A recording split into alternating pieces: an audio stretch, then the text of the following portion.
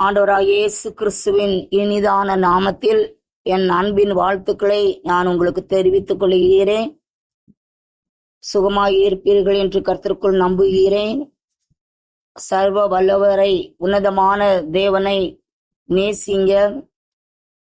ஆண்டவர் இந்த மாதத்துல 8வது மாதத்துல நமக்கு தருகின்ற ஒரு வார்த்தை. வேதத்தில் உள்ள எல்லா வார்த்தைகளுமே அருமையான வார்த்தைகள் தான். ஆனாலும் இந்த மாதத்திலே நாம் தியானிக்க போகிற அந்த வசனத்தை உங்களுக்கு நான் சுட்டிக்காட்ட விரும்புகிறேன். சங்கீதங்களின் புஸ்தகம் 91ஆம் அதிகாரம் 15ஆம் வசனத்தின் பின்பகுதி இப்படியாய் சொல்லுகிறது: ஆபத்தில் நானே அவனோடு இருந்து அவனை தப்புவித்து அவனை கனப்படுத்துவேன். அவனோடு இருந்து என்று எழுதப்பட்டிருக்கிறது. அந்த அவன் யார் என்று நீங்கள் பார்ப்பீர்கள் என்றால், அந்த 91ஆம் அதிகாரத்தில் முதல் வசனம் இப்படியாய் சொல்லுகிறது: உன்னதமானவரின் மறைவில் இருக்கிறவன் சர்வ வல்லவருடைய நிழலில் தங்குவான்.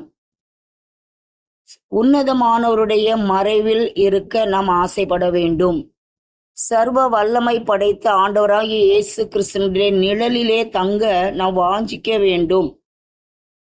அதே அதிகாரத்துல 14வது வசனம் சொல்லுகிறது: அவன் என்னிடத்தில் வாஞ்சியாய் இருக்கிறபடியால், விருப்பமாய் இருக்கிறபடியால், என்னை நேசிக்கிறபடியால் அவனை நான் விடுவிப்பேன். அவன் என் நாமத்தை அறிந்திருக்கிறபடியால் அவனை உயர்ந்த அடைக்கலத்திலே வைப்பேன் என்பதாக எழுதப்பட்டிருக்கிறது. தேவ பிள்ளைகளே, ஆண்டவர் மீது நாம் வாஞ்சிக்க வேண்டும், வாஞ்சை வைக்க வேண்டும். உலகத்துல எத்தனையோ காரியங்களை நாம் வாஞ்சிக்கிறோம். அவையெல்லாம் அழிந்து போகக்கூடியவை. ஆனால் நம்முடைய ஆண்டவராகிய இயேசு கிறிஸ்துவின் மேல் நம்முடைய முழு அன்பையும் செலுத்தும் பொழுது ஆண்டவர் அப்படிதான் சொல்லுகிறார்: உன் முழு ஆத்மாவோடும் உன் முழு மனதோடும் உன் முழு சிந்தையோடும் என்னிலே அன்பு கூற வேண்டும் என்று. இந்த உலகத்துல அநேக காரியங்களை நாம் பார்த்து கொண்டிருக்கிறோம். உலகத்தினுடைய கடைசி நாட்கள்ல வந்திருக்கிறோம் என்று சொல்லி அநேகர் சொல்லுவதை நாம் கேட்கிறோம்.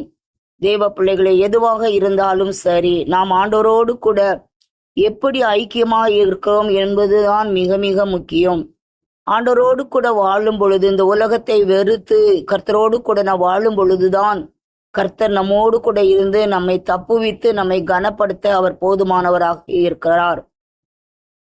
ஆதியாகமம் புஸ்தகம் 35ஆம் அதிகாரம் 3ஆம் வசனத்திலே யாக்கோபு தன்னுடைய மனைவிமார்களையும் தன்னுடைய பிள்ளைகளையும் பார்த்து அவன் சொல்வதாக எழுதப்பட்டிருக்கிறது: நாம் எழுந்து பெத்தேலுக்கு போவோம் வாருங்கள்.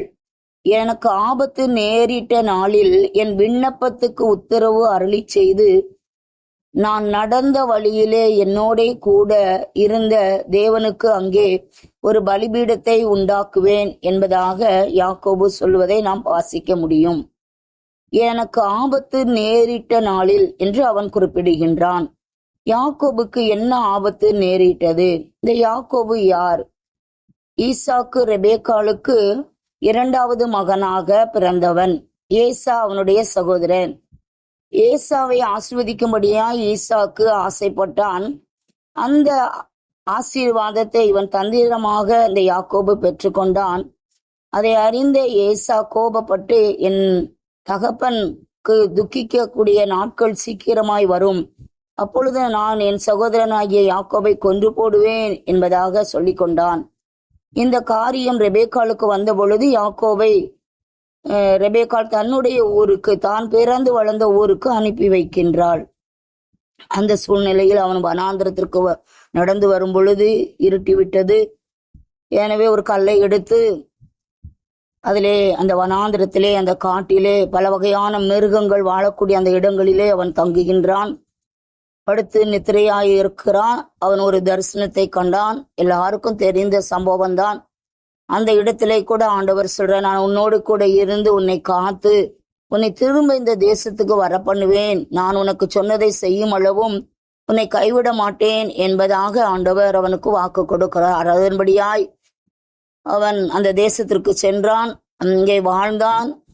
மனைவிகள், பிள்ளைகள் எல்லாவற்றையும் பெற்றுக்கொண்டு அநேக ஆஸ்திகளை பெற்றுக்கொண்டு அவன் திரும்பி வருகின்றான். அப்பொழுதுதான் இந்த வார்த்தையை சொல்லுகிறான்: பெத்தேலுக்கு போவோம் வாருங்கள். எனக்கு ஆபத்து நேரிட்ட நாளில் என்னுடைய விண்ணப்பத்துக்கு, என்னுடைய ஜெபத்துக்கு, நான் கூப்பிடுதலுக்கு கர்த்தர் கேட்டு நான் நடந்த வழியில என்னோடு கூட இருந்தார். அந்த தேவனுக்கு நான் ஒரு பலிபீடத்தை உண்டு பண்ண போகிறேன் என்பதாக. தேவ பிள்ளைகளே, யாக்கோபுக்கு ஆபத்து நேரிட்ட போது கர்த்தர் அவனோடு கூட இருந்து அவனை தப்புவித்து அவனை ஆசீர்வதித்து திரும்பவும் அந்த தேசத்திற்கு அவனை வர வைத்தார்.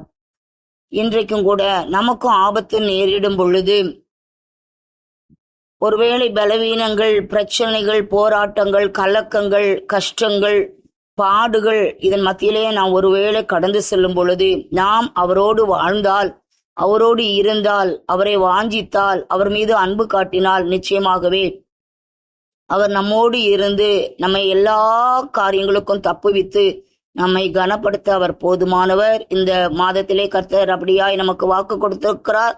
அவரை விசுவாசிப்போம், அதை பெற்றுக்கொள்வோம். கர்த்தர் நம்மை ஆசீர்வதிப்பாராக. ஆமேன், ஆமேன்.